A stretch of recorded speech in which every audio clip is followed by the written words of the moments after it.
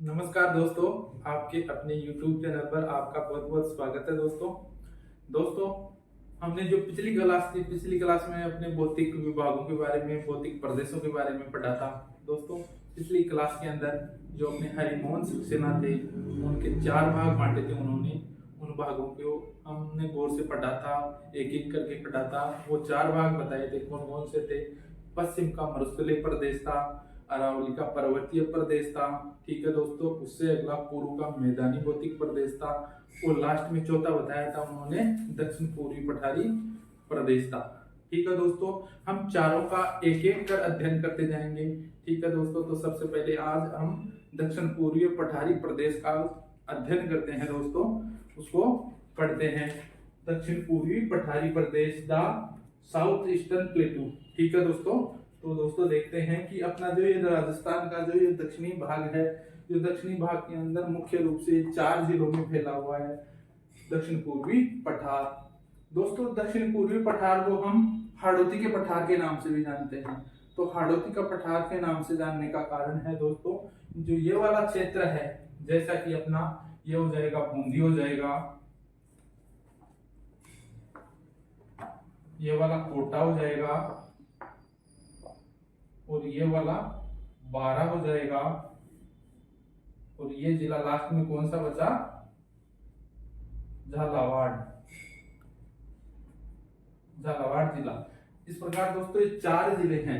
तो 4 जिलों के अंदर दोस्तों यहाँ हाडा वंश का अधिकार था दोस्तों। इस 4 जिलों के अंदर हाडा वंश का अधिकार होने के कारण इसको हाड़ौती का पठार के नाम से जाना जाता है।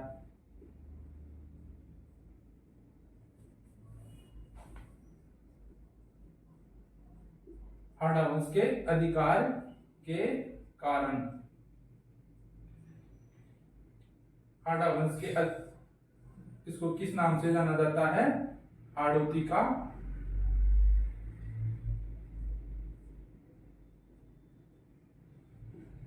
हाड़ौती के पठार के नाम से जाना जाता है। ठीक है दोस्तों, इसके अंदर मुख्य रूप से 4 जिले आ जाएगा, बूंदी, कोटा, बारां और झालावाड़। ठीक है दोस्तों, तो सबसे पहले इनका वर्गीकरण करके एक एक चीज को समझते हुए हम पढ़ते हैं। दोस्तों, हम सबसे पहले जो भौतिक प्रदेश पढ़ रहे हैं, इनको 4 भागों में बांट लेते हैं। 4 भागों में बांटने के बाद में इनका हमको पढ़ने में आसानी रहेगी और अच्छे से समझ में भी आ जाएगा। इसको 4 भागों में उत्पत्ति, विस्तार और तीसरे नंबर पर विशेषता और वर्गीकरण के रूप में 4 भागों में बांटकर हम पढ़ते हैं। तो दोस्तों, हम सबसे पहले उत्पत्ति देख लेते हैं हाड़ौती के पठार की। दोस्तों, उत्पत्ति के अंदर ये मध्यजीवी महाकल्प में इसकी उत्पत्ति हुई थी। तो दोस्तों, मध्यजीवी महाकल्प क्या है, उसको जानने के लिए हम थोड़ा सा पहले देखते हैं कि दोस्तों हमको 4 महाकल्पों में बांटा गया है। जो भी टोटल पीरियड है, टाइम है, उसको अंदर 4 भागों में बांटा 5 भागों में बांटा गया है। एक भाग मध्यजीवी महाकल्प है। तो हम 5 भाग कौन कौन से हैं वो देख लेते हैं कि 1 नंबर पे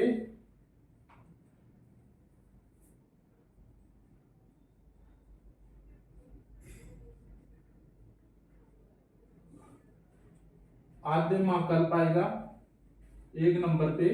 2 नंबर पे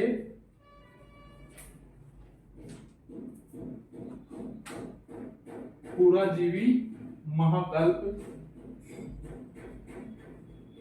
महाकल्प आएगा दोस्तों। और नंबर 3 के अंदर मध्यजीवी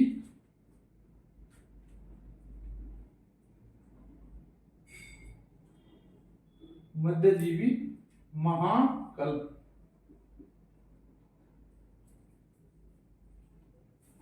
मध्यजीवी महाकल्प आ जाएगा। और 4 नंबर पे आ जाएगा ये नवजीवी महाकल्प। और नंबर 5 पे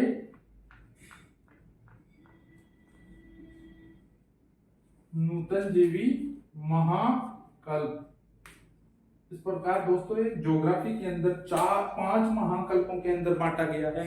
5 महाकल्प आपके सामने है। आद्य महाकल्प है, पुराजीवी महाकल्प है, मध्यजीवी महाकल्प है, और नवजीवी महाकल्प और नूतनजीवी महाकल्प है। तो दोस्तों अपने हाड़ौती का दक्षिण पूर्वी पठार कौन सा है, ये मध्यजीवी महाकल्प का है।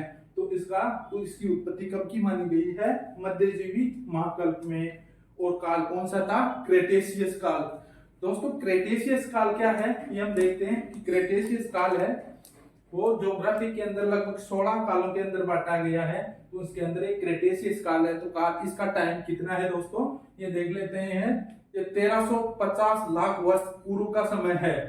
ये क्रेटेशियस काल कब प्रारंभ हुआ था? 1350 लाख वर्ष पूर्व।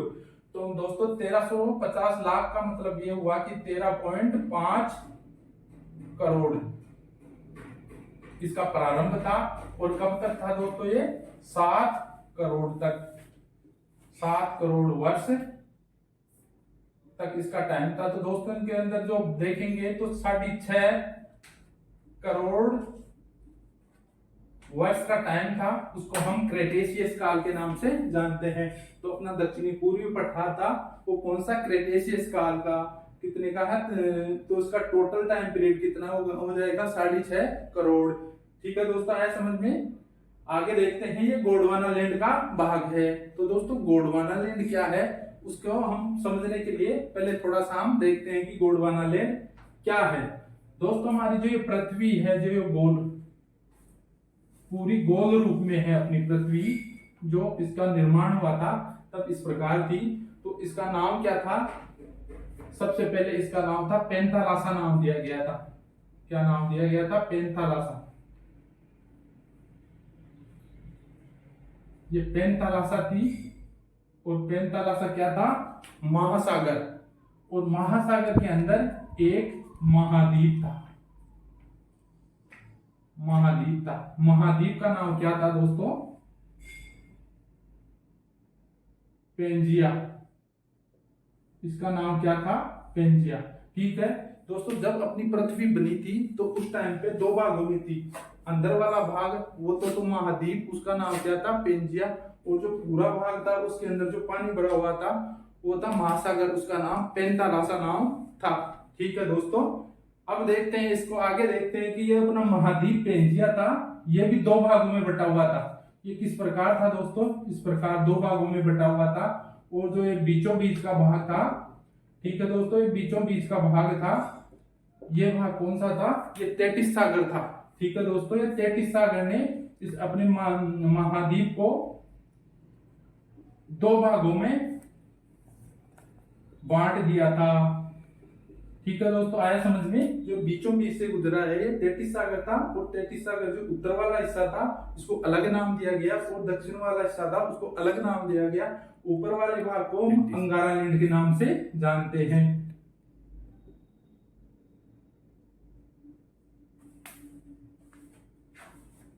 अंगारा लैंड। और जो नीचे वाला भाग था उसे हम गोंडवाना लैंड के नाम से जानते हैं। इस प्रकार दोस्तों अपनी जो पृथ्वी थी, पूरी पृथ्वी थी, पूरा जो गोल आकार था उसके अंदर पेंजिया महाद्वीप था और पेंथालासा महासागर था। और जो अपना महाद्वीप था उसके 2 हिस्सों में तैतीस सागर ने बांट दिया था। जो ऊपर वाला हिस्सा था वो अंगारा लैंड था और नीचे वाला हिस्सा था वो गोंडवाना लैंड था। तो ये हिस्सा अपना कौन सा है? दक्षिण पूर्वी पठारी भाग इस हिस्से के अंदर स्थित है। तो इस हिस्से का भाग माना जाता है, इसलिए इसे गोंडवाना लैंड का भाग माना जाता है। ठीक है दोस्तों, आया समझ में? आगे है ज्वालामुखी क्रिया। ठीक है दोस्तों, ये ज्वालामुखी क्रिया क्या होती है इसको भी हम थोड़ा सा पढ़ेंगे तभी पता लग पाएगा कि ज्वालामुखी क्रिया क्या है। जैसे हम ये ज्वालामुखी क्रिया है इसको समझने की कोशिश करते हैं। दोस्तों ये ज्वालामुखी क्रिया है तो ये 2 प्रकार की है। कितने प्रकार की है? 2 प्रकार की है। कौन कौन सी है? ये छिद्र उद्गार और दूसरी है दोस्तों दरारी उद्गार। कौन सी है दोस्तों? दरारी उद्गार।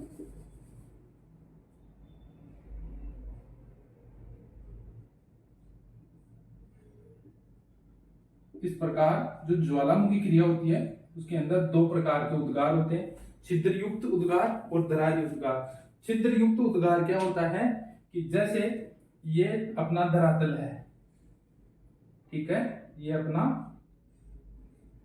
धरातल है। और धरातल के नीचे जो लिक्विड रूप में जो मैग्मा भरा हुआ है, जो भूगर्भ के अंदर जो गर्म लावा के रूप में अंदर जो मैग्मा भरा हुआ होता है, वो ज्वालामुखी क्रिया के द्वारा बाहर आता है।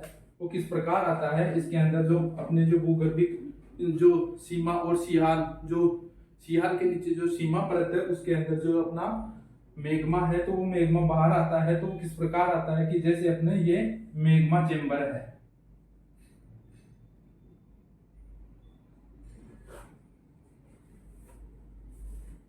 मैग्मा चेंबर है। और दोस्तों ये मैग्मा चेंबर है, ये मैग्मा चेंबर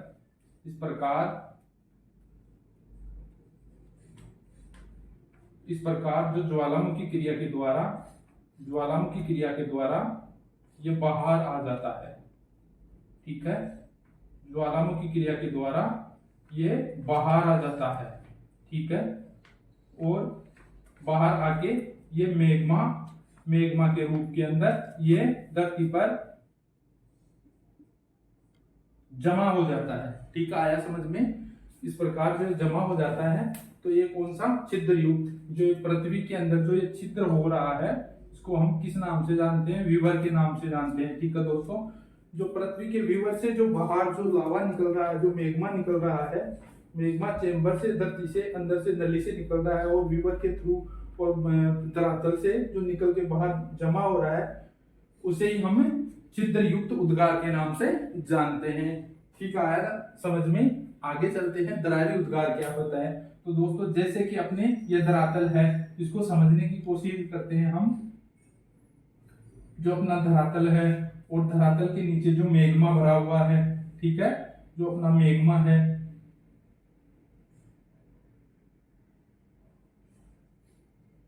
ठीक है, आया मैग्मा चेंबर कह सकते हैं इसको।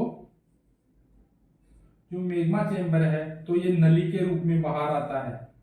ठीक है, ये नली के रूप में बाहर आता है।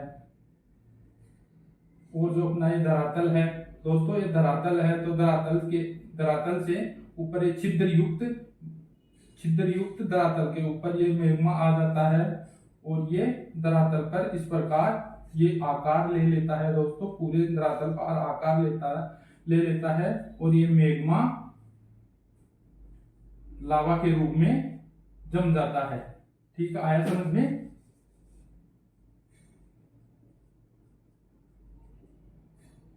मैग्मा जमा हो जाता है, इसे हम दरारी उद्गार कहेंगे। ठीक है, ज्वालामुखी क्रिया दो प्रकार से होती है, छिद्र युक्त और दरारी उद्गार। ठीक है, छिद्र युक्त इस प्रकार होता है और दरारी इस प्रकार होता है। तो अपना जो हाड़ौती का पठार है किस प्रकार बना हुआ है? इस प्रकार बना हुआ है, दरारी उद्गार बना हुआ है, दरारी उद्गार है हाड़ौती का पठार। ठीक है दोस्तों, ये चीज आई समझ में? क्लियर? आगे देखते हैं दोस्तों, अपना उत्पत्ति है ये लगभग क्लियर हो चुकी है। आगे देखते हैं नंबर 2 पे लिया था अपन ने विस्तार। तो हम विस्तार के बारे में जानते हैं कि अपना जो ये हाड़ौती का पठार है 4 जिलों में फैला हुआ आपके सामने दिखाई दे रहा है। बूंदी, कोटा, बारां और झालावाड़ यहाँ फैला हुआ है। इसका विस्तार इस पूरे क्षेत्र के अंदर है। और दोस्तों ये अपने राजस्थान के कुल क्षेत्रफल का 6.56 यानी 5% पर स्थित है। कितना पर है दोस्तों? अपने राजस्थान का 6.56% पर ये हाड़ौती का पठार विद्यमान है। ठीक है दोस्तों, आया समझ में? और हम किलोमीटर की बात कर लें तो लगभग ये दोस्तों ये 24,185 वर्ग किलोमीटर पर विद्यमान है। ठीक है, आगे देखते हैं। ये प्रदेश क्षेत्रफल की दृष्टि से राजस्थान का सबसे छोटा भौतिक प्रदेश है। आया समझ में दोस्तों? जो अपना जो हाड़ौती का पठार है ये क्षेत्रफल की दृष्टि से राजस्थान के भौतिक प्रदेशों में सबसे छोटा भौतिक प्रदेश है। राज्य की कुल जनसंख्या का कितना परसेंट है? 11%। 11% इसकी जनसंख्या निवास करती है। ठीक है दोस्तों, जनसंख्या कितनी निवास करती है? 11% हाड़ौती के पठार पर राजस्थान के कुल जनसंख्या का। ठीक है, जनघनत्व की दृष्टि से दोस्तों ये दूसरे नंबर पर आता है। भौतिक प्रदेशों के अंदर जनघनत्व की दृष्टि से हाड़ौती का पठार दूसरे नंबर पर आता है। ठीक है, आया समझ में? आगे देखते हैं दोस्तों, हम इसका ढाल के बारे में बात कर लेते हैं। जो अपना हाड़ौती का पठार है उसका ढाल कैसा है। तो दोस्तों देखते हैं, अपना जो एक नदी बहती है, बहुत बड़ी लंबी नदी है राजस्थान की, कौन सी है? चंबल नदी। तो चंबल नदी राजस्थान के लगभग यहाँ से प्रवेश करती है। जो 84 गांव है, चित्तौड़गढ़ का 84 गांव है, यहाँ से ये प्रवेश करती है। और प्रवेश करने के बाद ये कोटा में बहती है, कोटा और 12 की सीमा बनाती हुई ये आगे सवाई माधोपुर होते हुए ये आगे चली जाती है। ठीक है दोस्तों, तो इसका ढाल किस प्रकार है दोस्तों? ये अपना दक्षिण हो गया, ये पश्चिम हो गया, ये उत्तर हो गया, ये पूर्व हो गया। तो दोस्तों कैसा हुआ? इसका दक्षिण पश्चिम से उत्तर पूर्व की ओर इसका ढाल है। नदी कैसे बह रही है? ढाल की तरफ ही बहती है, पानी अपने ढाल की तरफ ही जाता है। आया समझ में? तो यहाँ का ढाल कैसा है? दक्षिण पश्चिम से उत्तर पूर्व की ओर यहाँ का ढाल है हाड़ौती के पठार का। और इसकी औसत ऊंचाई की बात कर लेते हैं दोस्तों। तो औसत ऊंचाई इसकी 500 मीटर है दोस्तों। उसकी ऊंचाई की बात करते हैं तो 500 मीटर है। और वहां की वार्षिक वर्षा की बात कर लेते हैं तो दोस्तों 80 सेंटीमीटर से 120 सेंटीमीटर तक वार्षिक वर्षा होती है, जो राजस्थान के भौतिक विभागों के अंदर सर्वाधिक वर्षा होती है। ठीक है दोस्तों, तो आज हमने यह हाड़ौती के पठार के बारे में पढ़ा है। अच्छे से समझ आया होगा दोस्तों। थैंक यू, धन्यवाद।